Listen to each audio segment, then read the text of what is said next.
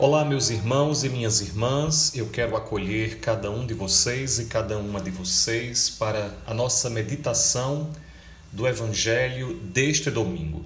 Um domingo muito especial porque hoje nós celebramos a solenidade de São Pedro e São Paulo apóstolos. Uma solenidade extremamente importante porque nós estamos comemorando hoje duas colunas da Igreja. O evangelho de hoje é tirado de Mateus, capítulo 16, versículos de 13 a 19, e diz assim: Naquele tempo, Jesus foi à região de Cesareia de Filipe e ali perguntou aos seus discípulos: Quem dizem os homens ser o Filho do Homem? Eles responderam: Alguns dizem que é João Batista, outros que é Elias, outros ainda que é Jeremias ou algum dos profetas. Então Jesus lhes perguntou: E vós, quem dizeis que eu sou? Simão Pedro respondeu: Tu és o Messias, o Filho do Deus vivo. Respondendo, Jesus lhe disse: Feliz és tu, Simão, filho de Jonas, porque não foi um ser humano que te revelou isso, mas o meu Pai que está no céu. Por isso eu te digo que tu és Pedro, e sobre esta pedra construirei a minha igreja, e o poder do inferno nunca poderá vencê-la. Eu te darei as chaves do reino dos céus. Tudo o que tu ligares na terra será ligado nos céus. Tudo o que tu desligares na terra será desligado nos céus. Vejam, meus irmãos, se você está atento aos últimos evangelhos dos últimos domingos, você vai perceber, você vai intuir que alguns domingos atrás nós proclamamos, nós rezamos um evangelho muito próximo a esse. E é verdade. Há 2 domingos nós rezamos o evangelho em que Jesus pergunta aos discípulos o que estão dizendo sobre ele, os homens, o povo, e o que os discípulos pensam sobre ele. E hoje nós começamos o evangelho nessa mesma perspectiva.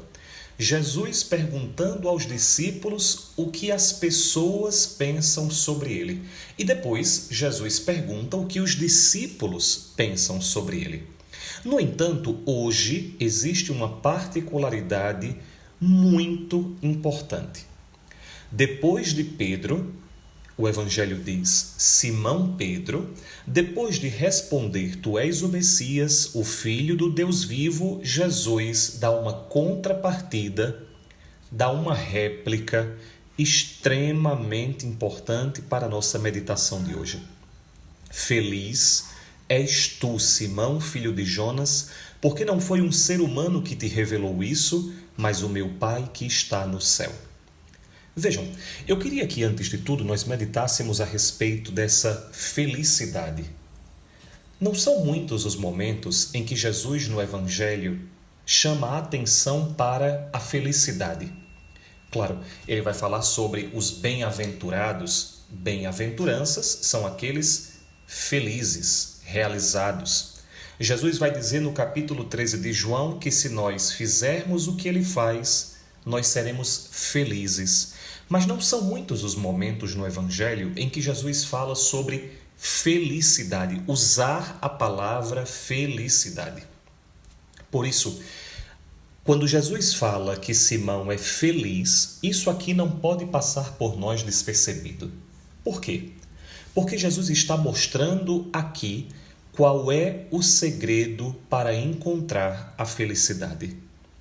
O segredo para encontrar a felicidade não é ser motivado, não é ser conduzido, não é ter a compreensão que o mundo oferece sobre as coisas. A felicidade, ela é uma realidade quando nós temos revelações de Deus sobre a nossa vida. E aí é muito importante nós chamarmos atenção para uma coisa, porque quando nós falamos em uma revelação de Deus, nós imaginamos que vai aparecer no nosso quarto um anjo, nós imaginamos que nós vamos começar a fazer coisas estranhas. E isso não é verdade. A maior parte da vida dos santos é uma vida comum, é uma vida ordinária. Quando Jesus está falando aqui que Pedro teve uma revelação do Pai que está nos céus, Jesus está falando sobre uma revelação a que todos nós temos acesso. É a revelação de quando nós escutamos a voz de Deus que procura falar em nós. Então, essa é a primeira coisa que eu gostaria de chamar a atenção. Todos nós somos convidados a uma vida de alegria, de felicidade. Mas não é uma alegria ou uma felicidade banais, humanas. Não, é uma felicidade que tem uma motivação divina. É uma felicidade que tem uma motivação celeste, extraordinária. Todas as vezes que nós escutamos a voz de Deus que está tentando em nós dizer algo sobre a nossa vida e sobre a vida dos outros. E aí, como Pedro, atenção, como Pedro aqui é canal da revelação de Deus, como Pedro permite ser tocado por Deus, como Pedro permite ser tocado, conduzido, interpelado por Deus, ele recebe uma missão de Jesus. Jesus agora compreende que Pedro, escutando a voz de Deus, ele está apto para ser conduzido a realizar uma missão que vem do próprio Deus.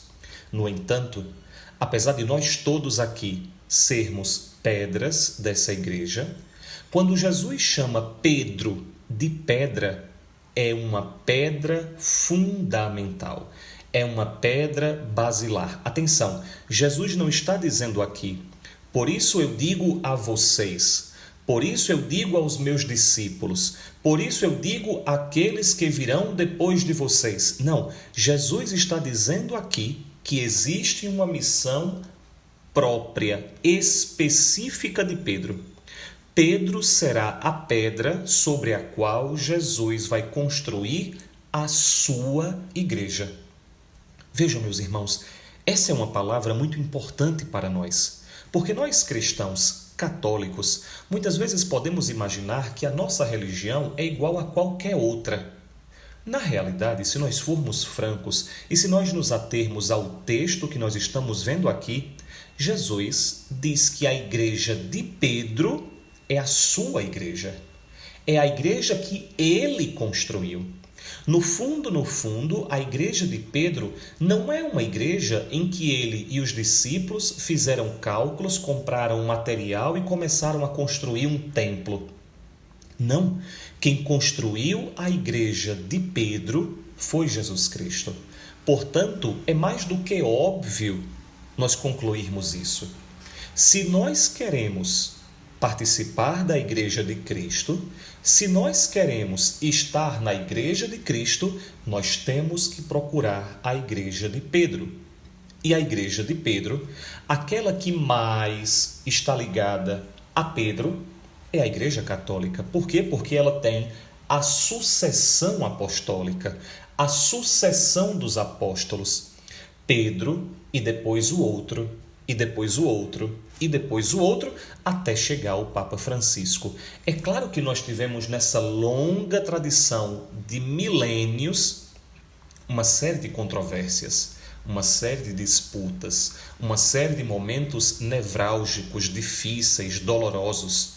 Mas uma coisa nós podemos dizer, existe uma relação, um vínculo, uma unidade permanente, sólida, entre o Papa Francisco e São Pedro.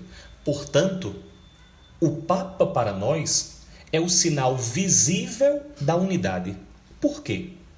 Porque o Papa atual, o Papa Francisco, ele representa a unidade que existe entre a igreja de hoje e a igreja que foi fundada por Jesus Cristo, e ao mesmo tempo ele é o sinal da unidade de todos os seguidores de Jesus Cristo. Por quê? Porque se eu sigo Jesus, eu participo da igreja dele. E quem é o Pedro atual? é o Papa Francisco, é o Santo Padre, o Papa. E aí Jesus faz uma promessa que é decisiva para nós e que nós já temos, para falar bem a verdade, qualquer um que estuda história da Igreja e história geral da humanidade sabe que nós já temos provas mais do que suficientes dessa palavra de Jesus. O poder do inferno nunca poderá vencê-la.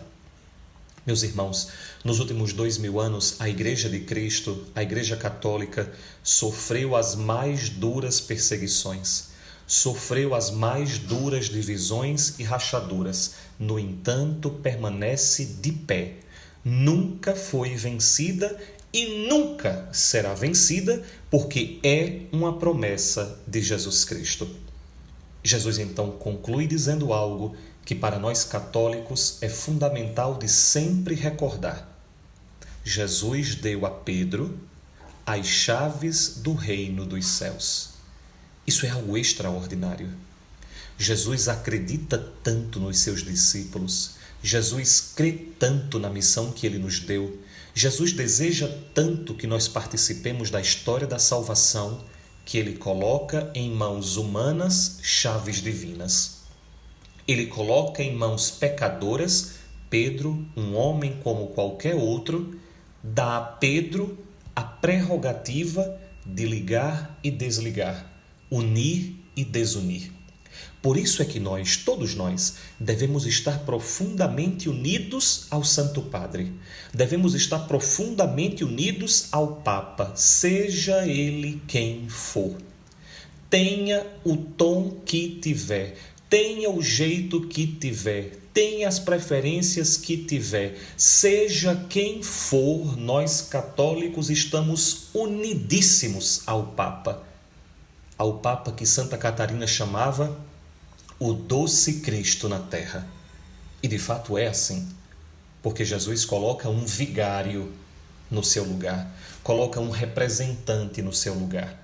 Jesus voltará para o Pai, enviará o seu Espírito, e é esse Espírito que continuará conduzindo a Igreja nesses homens que, com o passar dos séculos e dos milênios, continuam recebendo as chaves do reino dos céus. Peçamos a Deus, portanto, antes de tudo, pela vida, pela saúde, pelo ministério do Santo Padre, hoje o Papa Francisco. Agradeçamos por tantos e tantos papas que deram as suas vidas, muitas vezes arriscando a própria vida, pela fidelidade a Deus. Atualmente, por exemplo, nós podemos rezar de modo fundamental pelo Papa Bento XVI. Peçamos que nós sejamos afetuosamente ligados a ele. Seja quem vier depois de Francisco, e depois de Francisco, e depois de Francisco, e depois, nós sempre deveremos estar unidos ao Santo Padre, ao Papa, porque nele Jesus construiu a sua igreja, porque em cima dele construiu a sua igreja, porque a ele entregou as chaves do reino dos céus. Se queremos entrar nesse reino, entremos pela porta que Jesus deixou aberta, com as chaves dadas a Pedro, ao Papa que sempre vier.